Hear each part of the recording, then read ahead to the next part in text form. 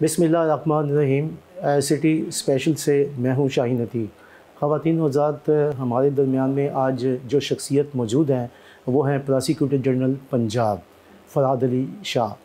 हाल ही में तैनात हुए हैं। उनको हमने आज अपने स्टूडियो में मदऊ किया। उनसे हम गुफ्तगू करते हैं। फ़रहाद अस्सलाम वालेकुम जी। वालेकुम सलाम। फ़रहाद साहब, सबसे पहले तो हम आपको मुबारकबाद देते हैं इस ओहदे पे तैनात होने, और आपके इस वक्त ज़िम्मेदारी भी बहुत ज़्यादा आ चुकी है। आप ये बताएंगे कि प्रोसिक्यूटर जनरल के जो फ़राइज़ हैं वो क्या हैं और इस ओहदे तक आने में क्या मुश्किलात का सामना करना पड़ता है? बेसिकली शाहीन साहब, ये पंजाब प्रोसिक्यूशन सर्विस एक्ट के तहत जो है ये प्रोसिक्यूशन डिपार्टमेंट जो है जो क्रिमिनल केसेस की प्रोसिक्यूशन कर रहे हैं। जैसे आप आम अल्फाज में अगर समझें तो सरकारी वकील जो आप सुनते हैं, जो प्रोसिक्यूटर्स हैं, जो स्टेट के केस को, कि कोई भी क्राइम अगर होता है तो उसको यही तस्वर किया जाता है कि वो अगेंस्ट स्टेट क्राइम है, तो उस केस को स्टेट को रिप्रेजेंट करने के लिए प्रोसिक्यूशन डिपार्टमेंट जो है वो इस्टेब्लिश किया गया। और प्रोसिक्यूटर जनरल पंजाब जो है वो पूरे पंजाब की जो प्रोसिक्यूशन डिपार्टमेंट है उसको हेड कर रहा होता है। और ये कॉन्स्टिट्यूशनल पोस्ट है, और जैसे एडवोकेट जनरल ऑफिस है, जैसे अटॉर्नी जनरल ऑफिस है, इसी तरह ये प्रोसिक्यूटर जनरल ऑफिस है, जिसको पंजाब हुकूमत फील्ड के अंदर जो लोग काम कर रहे होते हैं, जो उनका रेलिवेंट काम होता है, जैसे कोई सिविल साइड से जो काम करने वाले, जो कॉन्स्टिट्यूशनल प्रैक्टिस करने वाले अच्छे लॉयर्स हैं, उनको पंजाब हुकूमत इनवाइट करती है एडवोकेट जनरल ऑफिस के लिए।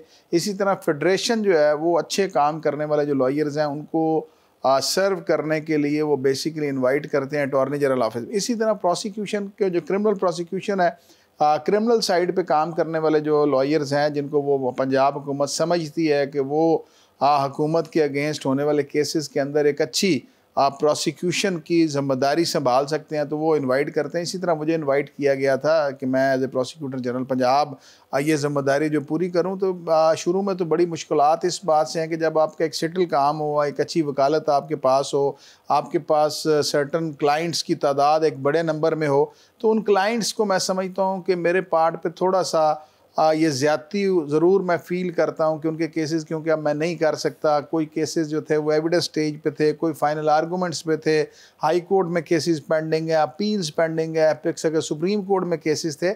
लेकिन जब मैं ये देखता हूँ कि टूवर्ड्स सोसाइटी इस सीट पर बैठ के मैं बहुत ज़्यादा आवाम की खिदमत कर सकता हूँ, स्टेट की रिस्पॉन्सिबिलिटी में अपना किरदार अदा कर सकता हूँ, तो मैं समझता हूँ कि मेरे क्लाइंट के साथ जो ज़्यादती हुई है वो लेसर डिग्री पे मैं फ़ील करता हूँ।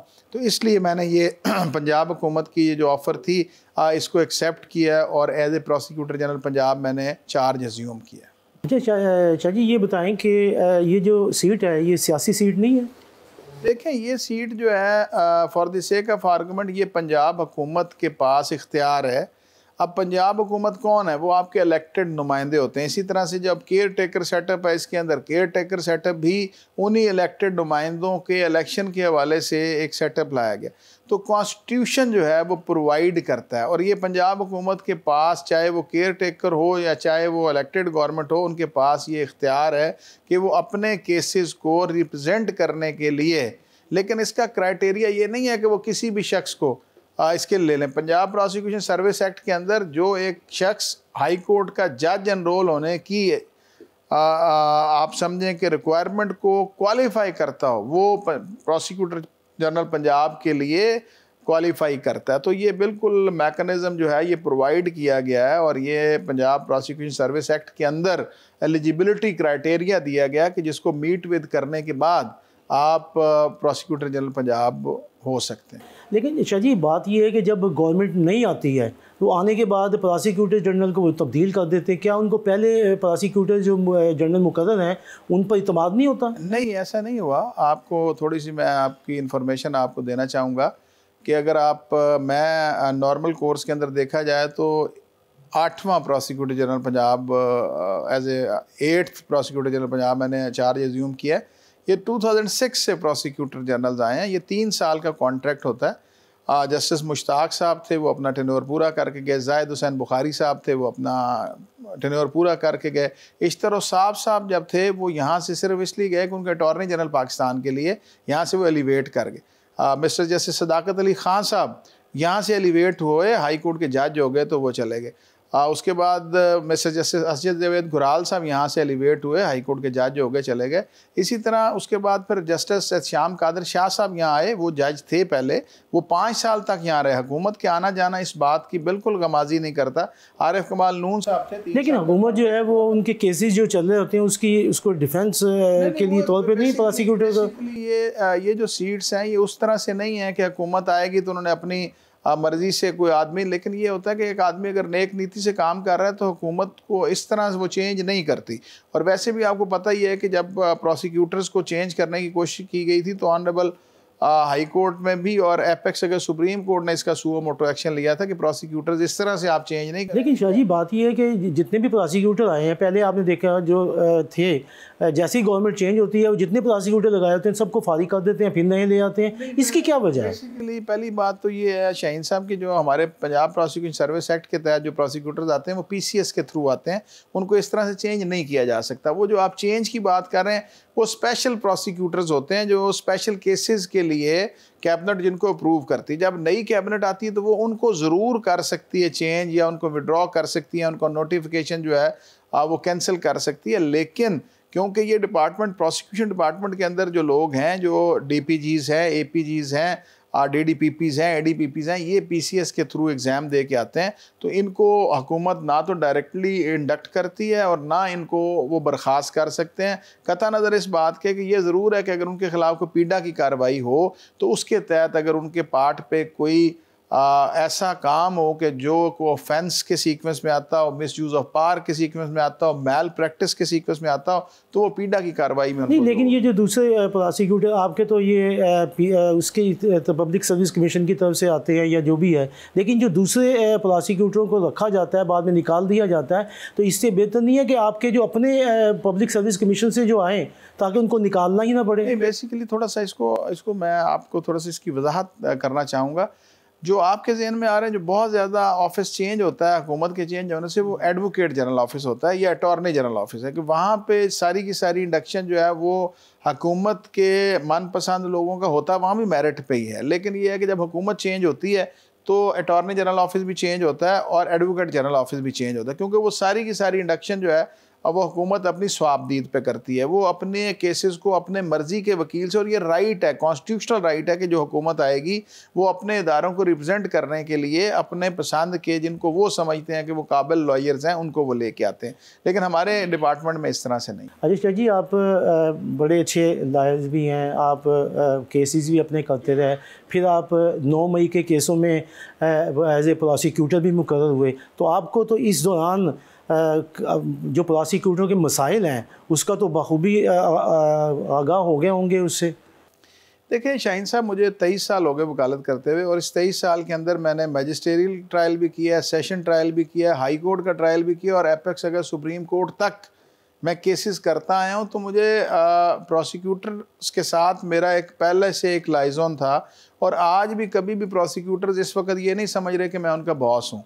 We are just working here as a team, और मैं समझता हूँ कि बेस्ट प्रोसिक्यूशन के लिए जब तक हम अपना किरदार अदा नहीं करेंगे तो वो हम कोई अच्छा रिजल्ट नहीं दे सकेंगे। लेकिन जो आपका सवाल है उसकी तरफ आऊँगा कि प्रोसिक्यूटर्स के मसाइल मुझे वाकई नहीं पता थे एज ए स्पेशल प्रोसिक्यूटर, क्योंकि मेरा सर्विस स्ट्रक्चर नहीं था। मैं स्पेशल प्रोसिक्यूटर आया हुआ था और मैंने सिर्फ प्रोसिक्यूशन करनी थी उस केस की। लेकिन अब आके मुझे पता चला है कि ये मोस्ट कॉम्पिटेंट लोगों का डिपार्टमेंट है, लेकिन ये मोस्ट निगलेक्टेड डिपार्टमेंट है। आप देखिए शाहीन साहब कि दुनिया के किसी हिस्से में ऐसे नहीं होगा कि एक डिपार्टमेंट काम कर रहा है जहाँ पे काम करने वालों के लिए उनके सर्विस स्ट्रक्चर ही मौजूद नहीं है। उनको यही नहीं पता कि उन्होंने कब तरक्की करनी है, टाइम स्केल उनका कब बढ़ेगा, किस वक्त उन्होंने 18वें ग्रेड में जाना है। मसाइल ही मसाइल है। लेकिन उसके ऊपर मैंने वर्दी CM साहब से मीटिंग की है, और उस मीटिंग के अंदर मैंने ये एजेंडा उनके सामने रखा है, क्योंकि हमारा ये जितने भी रिकमेंडेशन है ये थ्रू सेक्रेटरी साहब हमारी फॉरवर्ड होनी होती हैं, तो हमने थ्रू सेक्रेटरी साहब इसको फॉरवर्ड करवाया। और मुझे कभी यकीन है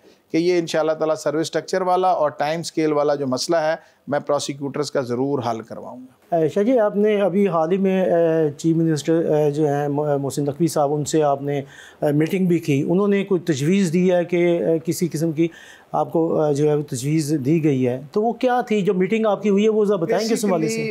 मोहसिन नकवी साहब के साथ, क्योंकि वो उन्होंने सरप्राइजिंगली इलेक्टेड सीएम से ज़्यादा अच्छा विजन मुझे उनका फ़ील हुआ है कि मेरे साथ जब उनकी पहले दिन मीटिंग थी तो उनके विजन को देखते हुए मैंने इस डिपार्टमेंट से उस चीज़ का मकसद हासिल करने की कोशिश की है जो हमेशा से हमारी डिमांड थी कि हमारे पास जो यंगस्टर लॉ कॉलेज से आता है उसकी प्रैक्टिकल ट्रेनिंग का जो प्रोसेस है वो हमारे पास अनअवेलेबल था।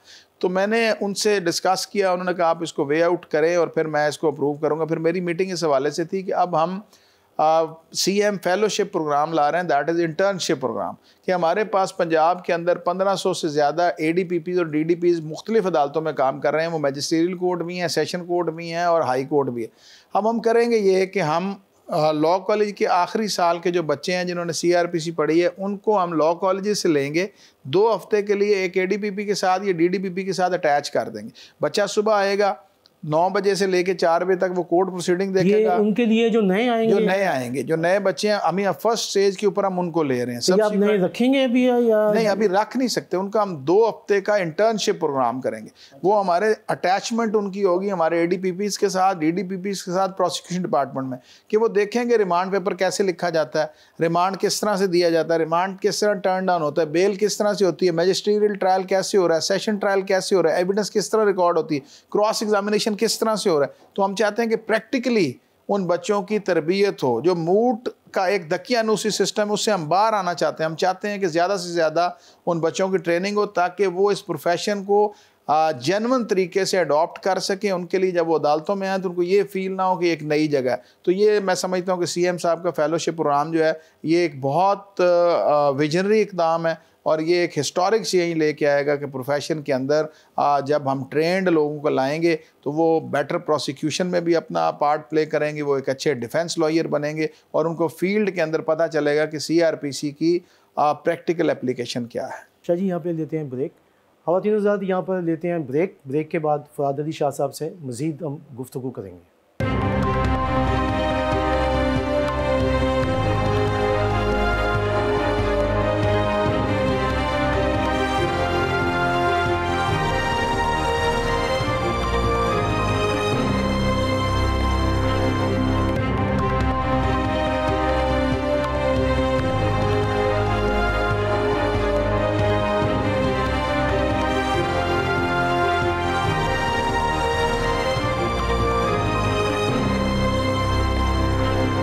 Welcome back.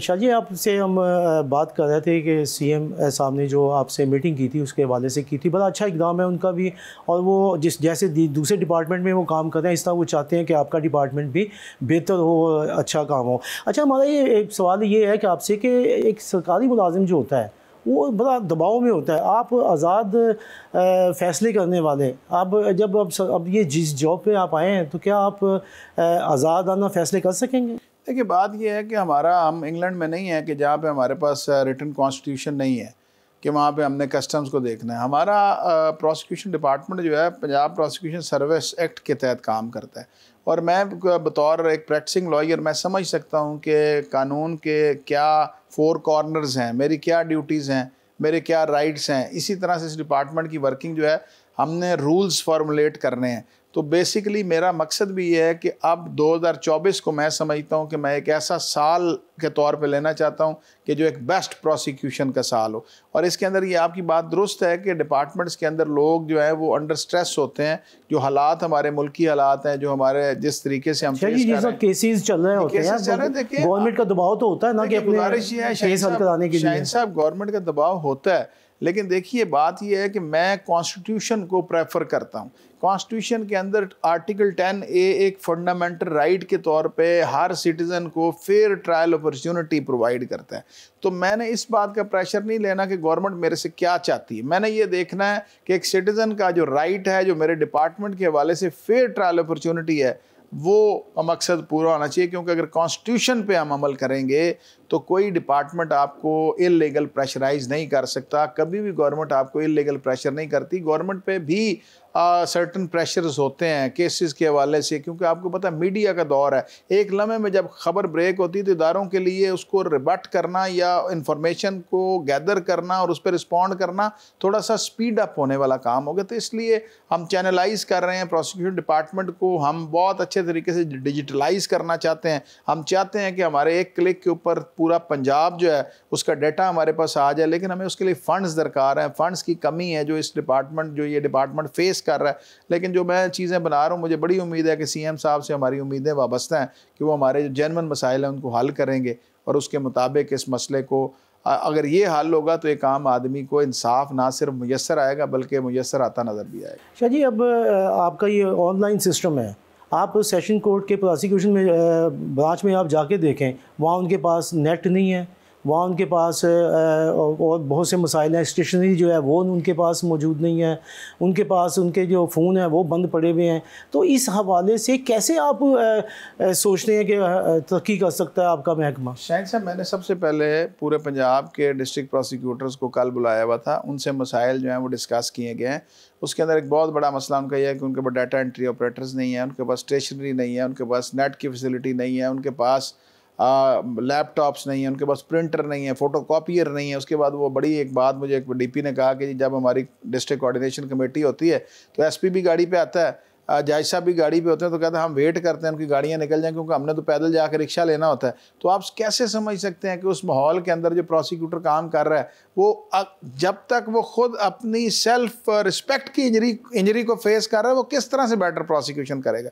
तो इस डिपार्टमेंट को बिल्कुल नेगलेक्ट जो किया गया है, इससे बाहर निकलना पड़ेगा। अगर आप बेटर प्रोसिक्यूशन चाहते हैं तो आपको जो हमारी रिक्वायरमेंट्स हैं उसको पूरा करना पड़ेगा। जब तक आप रिक्वायरमेंट पूरा नहीं करते, देखें तो आप देखें मैं आप शाहिद साहब देखें, ये भी वही ऑफिसर्स हैं जिस तरह आपका सीएसपी एक कम्पिटेटिव एग्जाम दे के आता है, ये भी पीसीएस के एग्जाम दे के आ रहे हैं। इनकी कॉम्पिटेंसी की कमी नहीं है, प्रॉब्लम सिर्फ और सिर्फ फंड्स की है। जब तक आप फंड्स नहीं देंगे, जब तक आप प्रॉपर तरीके से उन्हें फैसिलिटेट नहीं करेंगे, जब तक आप उनका सर्विस स्ट्रक्चर ठीक नहीं करेंगे, जब तक आप उनका टाइम स्केल के हवाले से उनकी नीड्स हैं, बड़ी जेन्युइन सी नीड्स हैं, जब तक आप इसे पूरा नहीं करेंगे उस वक्त तक प्रोसिक्यूशन डिपार्टमेंट उस तरह से अपना किरदार अदा नहीं कर सकेगा जिस तरह से आज क्राइम को रेट को देख के हमें करना चाहिए। और मैं जेन्युइनली सलूट पेश करता हूँ इन प्रोसिक्यूटर्स को जो इस मुश्किल के हालात में भी फिर भी अपनी जिम्मेदारी अहम तरीके से अच्छे तरीके से। शाह जी, आपसे बेहतर कौन जानता है, क्योंकि आप तो अदालतों में भी पेश होते रहे हैं, हो अभी आखिरी टाइम तक पेश होते रहे, आपको मसाइल भी इनके सबका पता है। वहाँ पर ख़वातीन हैं, ख़वातीन की तो हम पहले बात करते हैं कि उनके लिए बेचारों के लिए बैठने के लिए कोई जगह नहीं है, उनके पास अलमारी नहीं है, उनके पास स्टाफ नहीं है। किस तरीके से जो है पेंडेंसी है वो किस तरीके चलान चेक करने के लिए उनके पास मेज़ नहीं है। तो इस हवाले से आप ने क्या लायामल तैयार किया है कि मैंने आपको तरजीह बुनियाद पे क्या करेंगे? ओपनिंग सेंटेंस आपके सामने रखा था कि हमारे पास मोस्ट कॉम्पिटेंट लोग हैं और मोस्ट निगलेक्टेड डिपार्टमेंट है। तो अब इसके ऊपर हम बेसिकली बना रहे हैं, हम जगह मांग रहे हैं हुकूमत से, हम फंड्स मांग रहे हैं हुकूमत से। और ये नहीं है कि फ़ंड्स आते नहीं। देखिए, आपके पास अगर हुकूमत कॉस्ट ऑफ इन्वेस्टिगेशन का एक हेड रखती है तो कॉस्ट ऑफ प्रोसिक्यूशन का आप क्यों नहीं रख सकते? देखिए, अगर आप इन्वेस्टिगेशन होगी और अच्छे तरीके से स्क्रूटनी नहीं हो रही कि प्रोसिक्यूटर को जगह ही नहीं बैठने की, तो वो स्क्रूटनी कैसे करेगा? वो क्या करेगा? वो अपने जिस तरह से भी होगा उसको करके और वो पास कर देगा। तो इसको हम अच्छे बुनियादों पे डिस्कस भी कर रहे हैं, इसके हम पैरामीटर्स बना रहे हैं जो जेन्युइन नीड्स हैं। मैं ये नहीं कहता कि हर प्रोसिक्यूटर को आप लैंड क्रूज़र गाड़ी दे दें, लेकिन मैं आपको ये कहता हूँ कि उसको बाइज़्ज़त तरीके से काम करने के लिए उसको माहौल आप फ्राहम करना आपकी ज़िम्मेदारी है। इट इज़ स्टेट रिस्पॉन्सिबिलिटी, और हम बिल्कुल इस पे वर्कआउट कर रहे हैं। सीएम साहब से मीटिंग भी इसी हवाले से की गई थी। अब नेक्स्ट मीटिंग जो सेटल ये हुई थी कि मैं पहले सारे के सारे फैक्ट्स एंड फिगर लूँगा, उसको वेट करूँगा और फिर सीएम साहब से हम इसको लाएँगे। और इंशाल्लाह ताला आप देखेंगे कि कॉस्ट ऑफ प्रोसिक्यूशन का हेड अगर हम बनवा लेते हैं, उसमें बजट आ जाता है, तो बहुत से मसाइल जिनकी आप इंडिकेशन कर रहे हैं वो इंशाल्लाह ताला हल होता है। 2011 से प्रोसिक्यूटर ऐसे ही बैठे हुए हैं, उनकी प्रमोशन ही कोई नहीं हुई, वो डिसहार्ट इस वक्त हैं। उनमें से कुछ लोग आपका डिपार्टमेंट छोड़ के सिविल जजेस के इम्तहानों में बैठे हुए हैं, एडिशनल सेशन जजों के, कि हम किसी तरीके से यहाँ से निकल जाए, हमारा गुजारा नहीं होता।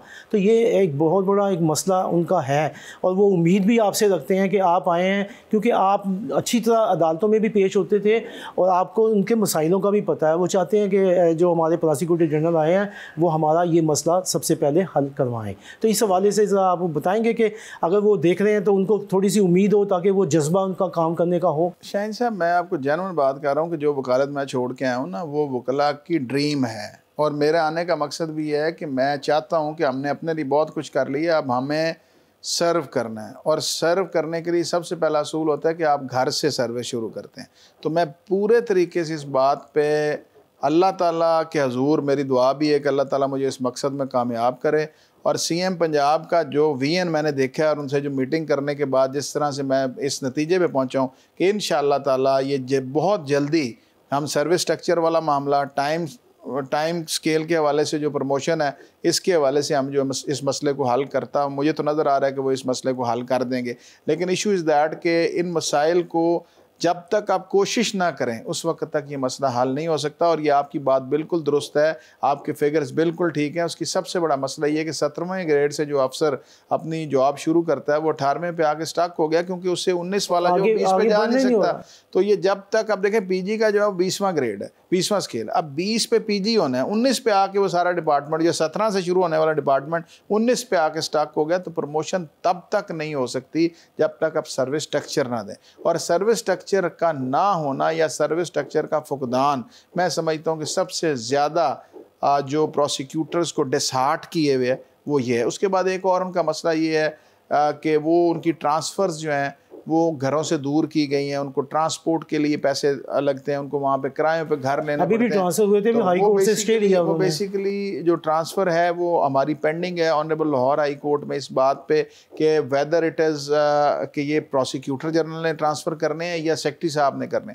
तो ये क्योंकि जजमेंट आ रही है इसीलिए हमने ट्रांसफ़र्स का जो है टॉपिक बिल्कुल बंद किया हुआ है कि जब तक ऑनरेबल लाहौर हाई कोर्ट से डिसीजन नहीं आता कि ये इस चीज़ की इंटरप्रिटेशन हो जाए कि ट्रांसफ़र वो पीजी ने करनी है या ट्रांसफ़र सेक्रेटरी साहब ने करनी है। तो इस हवाले से ये जब क्लैरिफाई हो जाएगा तो इंशाअल्लाह ताला, मैंने अभी मेरे साथ फीमेल प्रोसिक्यूटर्स भी थी मीटिंग में, तो मैंने उनको कहा है कि अगर ये पीजी के पास ये आया ये इख्तियार, तो फिर इंशाअल्लाह ताला हम बिल्कुल ऐसी पॉलिसी लाएंगे कि हम प्रेफरेंस लेंगे उनसे 2-3 स्टेशंस की जहां वो समझती हो। देखें कि कुछ लेडीज़ हैं हमारी जो अपने घरों में रह रही, कुछ ऐसी हैं जिनकी शादियां हो गई, तो हम उनसे स्टेशन मांग लेंगे। देखें करना तो उन्होंने प्रोसिक्यूशन है। अब एक राजनपुर रहने वाले को अब लाहौर ले आए, वो भी तंग है, लाहौर वाले को राजनपुर ले जाएँ तो वो तंग है। तो आप अगर उसको उसके करीबी स्टेशन पर ले जाएँ जहाँ पर वो 1 घंटे में या आधे घंटे में ट्रैवल करके चले जाएँ तो बड़ा ईजी हो सकता है। और ज़हनी तौर पर अगर आदमी मुतमईन हो तो फिर काम भी वो अच्छा कर सकते। तो इस तरह इंशाल्लाह ताला हम पॉलिसीज़ लाएंगे कि जिससे देखें वो हमारे पास सर्विस करने के लिए हैं, उनको सज़ा नहीं मिली हुई ना,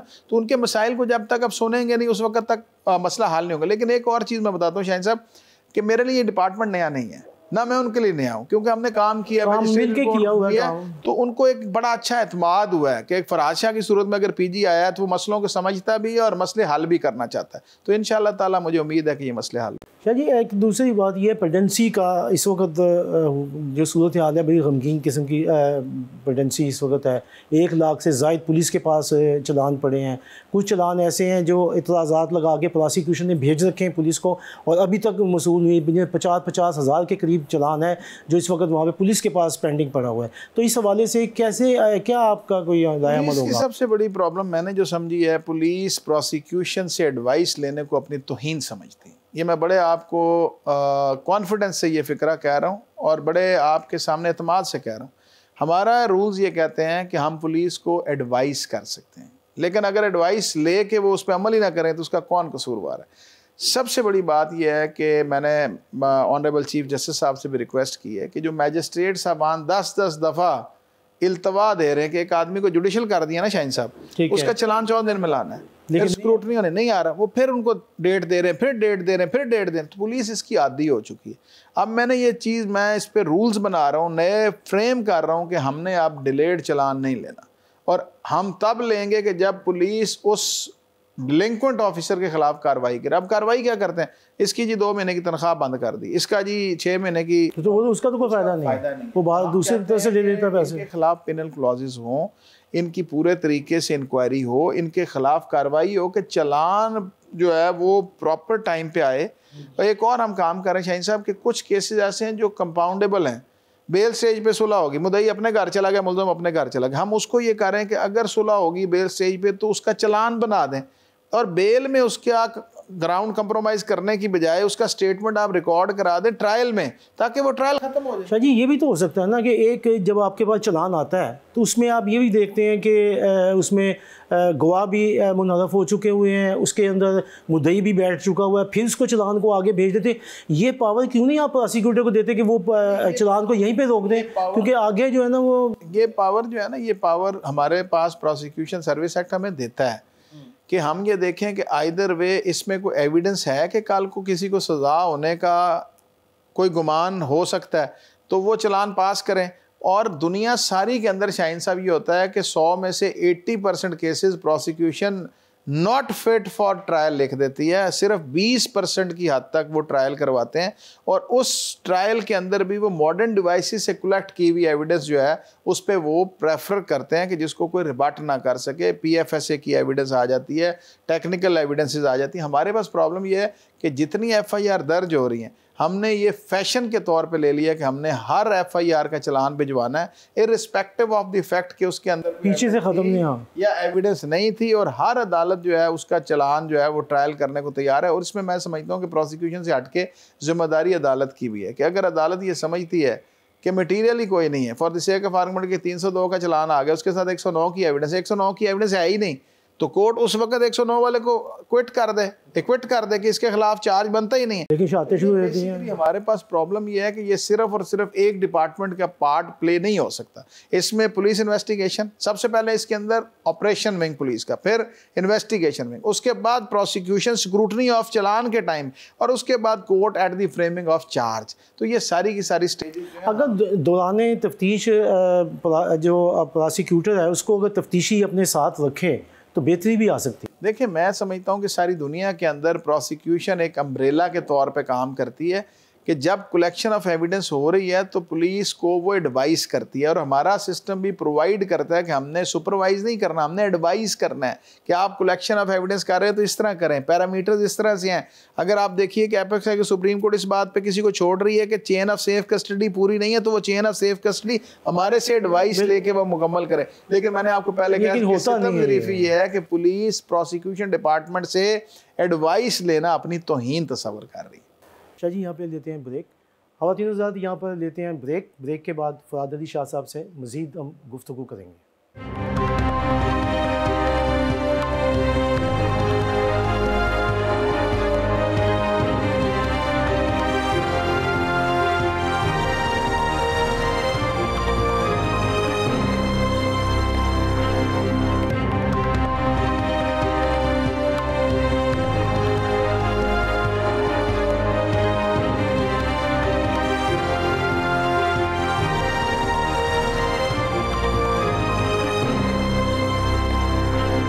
वेलकम बैक।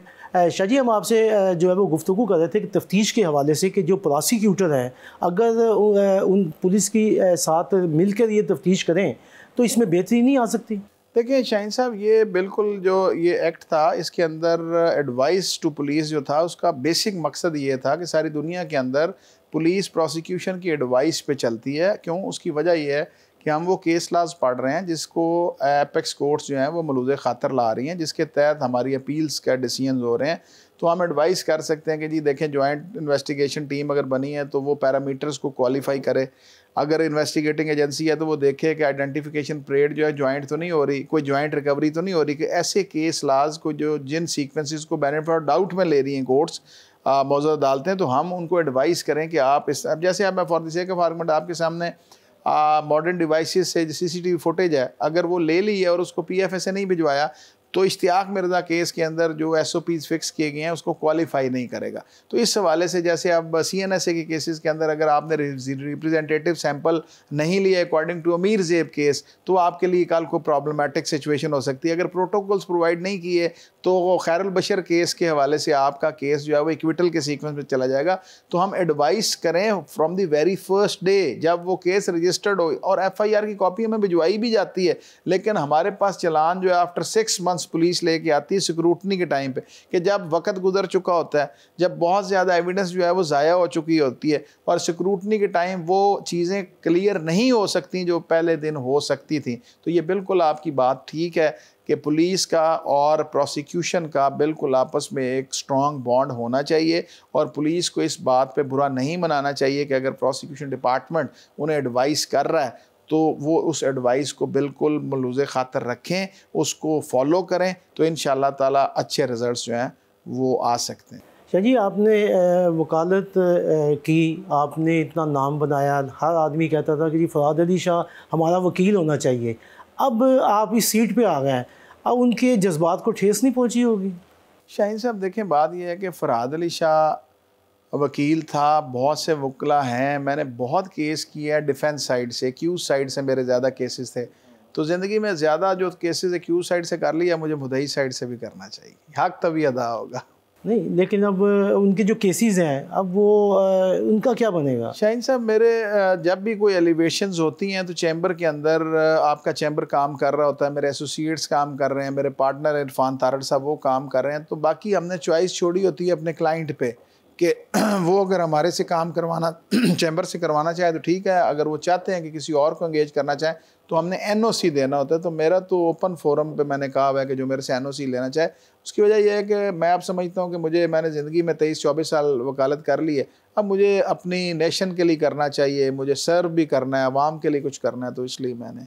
तो आपने इंशाल्लाह जिस तरह आप आए हैं और आपने अभी मज़ीद तरक्की जो है वो इस तरफ करनी है। अच्छा शाह जी, ये बताएं कि जो केसेस होते हैं बाज़ जिसमें आम आदमी पेश नहीं होता, यानी कि एक मुल्ज़म है, वो गरीब आदमी है, वो नहीं कुछ कर सकता, तो हाँ वकील इंगेज नहीं कर सकता, बल्कि लिस्टें भी प्रोसिक्यूशन की तरफ से जाती हैं कि कोई अगर बनना चाहे, उनकी लिस्टें भी आई हुई हैं, तो इस हवाले से कोई काम करेंगे आप? स्टेट काउंसिल्स जो हैं वो बेसिकली हमारा मैकेनिज़्म है कि जो पंजाब हुकूमत के रूल ऑफ बिज़नेस है उसके अंदर पंजाब प्रोसिक्यूशन डिपार्टमेंट ने वो स्टेट एक्सपेंस पे जो काउंसिल्स हैं वो प्रोवाइड करनी होती हैं लिस्ट कंसर्न सेशन जज साहब को, और उन्होंने फिर वो स्टेट काउंसिल, लेकिन इसमें अलमिया ये है कि ऑनरेबल लाहौर हाई कोर्ट मुख्तलिफ केसेस के अंदर स्टेट काउंसिल अगर अपॉइंट करती है अपील्स के हवाले से और मर्डर रेफरेंसेस के हवाले से, तो बजट जो है उसका फुकदान है। जैसे एक मिसाल मैं देता हूँ कि हमारे पास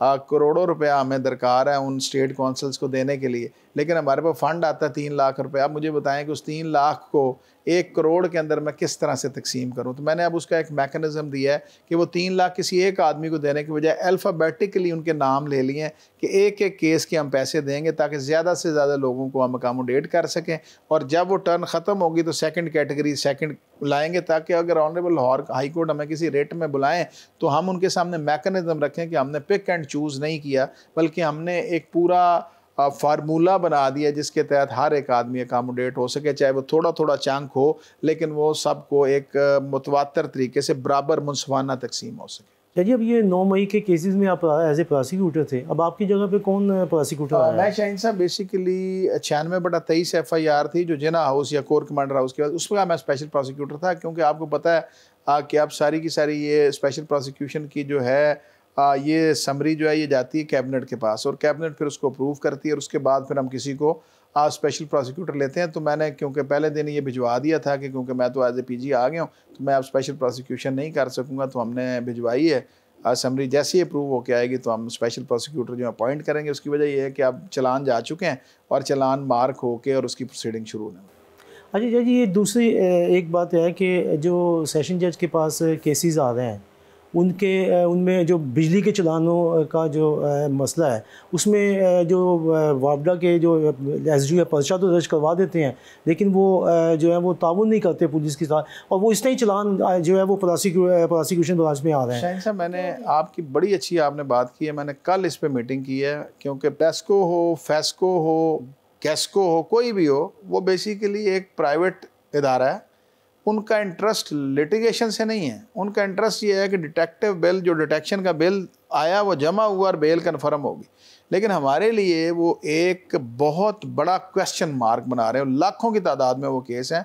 हमने कल उनको मैंने लेटर लिखा है कि वो हमारे साथ बैठे हैं कि आइदर वे वो इंटरेस्टेड हैं लोगों को सज़ा दिलवाने में, या सिर्फ और सिर्फ वो कलेक्शन ऑफ तफ्तीश सही नहीं है, अदालतों से ज़मानतें उनकी हो रही हैं, वो मुलज़म बरी हो रहे हैं, वो कोई चीज़ भी मुकम्मल मवाद दिया जाएगा तो आप अदालतों में सज़ा दिलवाएंगे ना किसी को। इशू इज़ दैट पर्चा करवा के डिटेक्शन बिल वो लेना चाहते हैं, इसके बाद वो इंटरेस्टेड नहीं है, लेकिन हमने प्रोसिक्यूशन करनी है। हम तो ये कहते हैं कि अगर आदमी एक डिटेक्शन बिल जमा करवाता है तो वो तो अपने जुर्म का एतराफ़ कर रहा है कि मैंने ये चोरी की है, मैं जमा करा रहा हूँ, तो हम उसकी प्रीवियस बिल कन्फर्म कर रहे हैं। डिपार्टमेंट की मैलाफाइडी, डिपार्टमेंट की मैलाफाइडी तो तब हो, लेकिन इसमें मैंने इस पर मीटिंग रखी है, हम उनसे मीटिंग कर रहे हैं कि हमें प्रॉपरली हमारे विटनेसेस जो आप लिखवा रहे हैं वो हमें उनकी दस्तरस हमें दें, हम प्रॉपर अपना चालान लेके जाएं, ताकि अगर कोई बिजली चोरी में लोग मुलव्वस हैं तो उनको सज़ा मिले। अगर आप उनके चालान FIR आप दर्ज कराई जा रहे हैं लेकिन चालान उनके आ ही नहीं रहे, तो ये एक बड़ी ट्रबल है। सर, मवाद ही नहीं दिया जा रहा ना। आपने एक पर्चा दर्ज करवा दिया, चोरी का पर्चा दर्ज कराया, उसकी तार जहाँ से आ रही है वो तो कम से कम दें। वो बैठे इंतज़ार कर रहे हैं। वो अब आपके जो प्रोसिक्यूटर हैं वो जब चालान चेक करते हैं ना, उसमें खामी है, वो वापस इतराज़ लगा के कर देते हैं, वापस भेज देते हैं कि भाई हम किस तरह आगे चलाएं इसे, ये तो डालते हैं, इसे बरी कर देंगे मुलज़िम को। लेकिन शाहीन साहब ये बेसिकली ना इन्वेस्टिगेटिंग एजेंसी का काम है। देखें कि FIR दर्ज की ऑपरेशन विंग ने, अब इन्वेस्टिगेशन ने जाके देखना है कि आया वो तार लगी हुई थी, वो कुंडी लगी हुई थी, वो मीटर टेम्पर था, ये सारी की सारी इन्वेस्टिगेशन विंग। आप देखें, मुझे एक बात बताएं, अगर उन्होंने वो तार कब्जे में ली तो प्रोसिक्यूटर ने तो एतराज़ लगाना है। अगर 161 का स्टेटमेंट नहीं लिखा तो उसने एतराज़ लगाना है। अगर उसने कंप्लेंट के अंदर कोई एतराज़ है उसको जगह का, कंज्यूमर नंबर का, मीटर के नंबर का, या वो कंज्यूमर ID का, तो हमने तो एतराज़ लगाना है। उसकी वजह यह कि हम ऐसे तो नहीं, हमने को डाकिए का किरदार तो अदा नहीं करना। स्क्रूटनी ऑफ चालान एक मैकेनिज्म है, वो हमें करना पड़ता है। आप तफ्तीशी निज़ाम को कैसा देख रहे हैं? मैं तफ्तीशी निज़ाम को बहुत ही दकियानूसी समझता हूँ। जिस केस पे आपका कैमरा पड़ जाए उसको जो है वो मॉडर्न टेक्निक्स के मुताबिक किया जा रहा है, चाहे वो मोटरवे रेप केस हो, चाहे वो कसूर वाला ज़ैनब केस हो, चाहे वो लाहौर वाले आप मर्डर की बात कर लें जो 5 कत्ल हुए थे। तो जो मीडिया की जीनत केस बनता है उसको ये क्रिमिनोलॉजी की मॉडर्न टेक्निक्स पे करते हैं। उसमें जियो फेंसिंग भी हो रही है, उस पर क्राइम मैपिंग भी हो रही है, उसके अंदर सारी की सारी जो CDRs हैं वो भी ली जा रही हैं, उसमें ऑडियो सोनिक टेस्ट भी किया जा रहा है, उसमें पॉलीग्राफिक टेस्ट भी किया जा रहा है। लेकिन आम केस जो हैं वो बहुत ज़्यादा निगलेक्ट का शिकार हैं। उसकी वजह यह है कि एक सब इंस्पेक्टर के पास 70, 80, 90 केस हैं जिसकी उन्होंने इन्वेस्टिगेशन भी करनी है, मुलजमान को गिरफ़्तार भी करना है, उनके रिमांड भी लेने हैं, उनसे रिकवरीज भी करनी है, उनके चलान भी बनाने हैं, चलान पास भी कराने हैं, फिर उन केसेस में शहादत भी देने जाना है। तो ये निज़ाम तो अलग कर दिया था उन्होंने, तफ्तीशी निज़ाम अलग कर दिया था। इंतज़ाम सब लाहौर से बाहर अगर आप जाएँ ना तो वहाँ पर ये निज़ाम अलग नहीं हुआ। पुलिस ऑर्डर आने के बाद लाहौर में यहाँ ज़रूर है कि ऑपरेशन विंग अलहदा है और आपका जो इन्वेस्टिगेशन विंग अलहदा है, लेकिन लाहौर से बाहर एक ही SHO है, वो ऑपरेशन की ज़िम्मेदारी भी पूरी कर रहा है और वो इन्वेस्टिगेशन की भी ज़िम्मेदारी पूरी कर रहा है। चलिए, आपका बहुत बहुत शुक्रिया, आपने अपना कीमती वक्त जो है वो हमें दिया। ख़वातीन ज़ात, आपने प्रोसिक्यूटर जनरल पंजाब फराद अली शाह की गुफ्तगू सुनी। यकीनन आप इस गुफ्तगू से महसूस हुए होंगे। मुझे और मेरी कैमरा टीम को इजाज़त दीजिए। अल्लाह हाफ़िज़।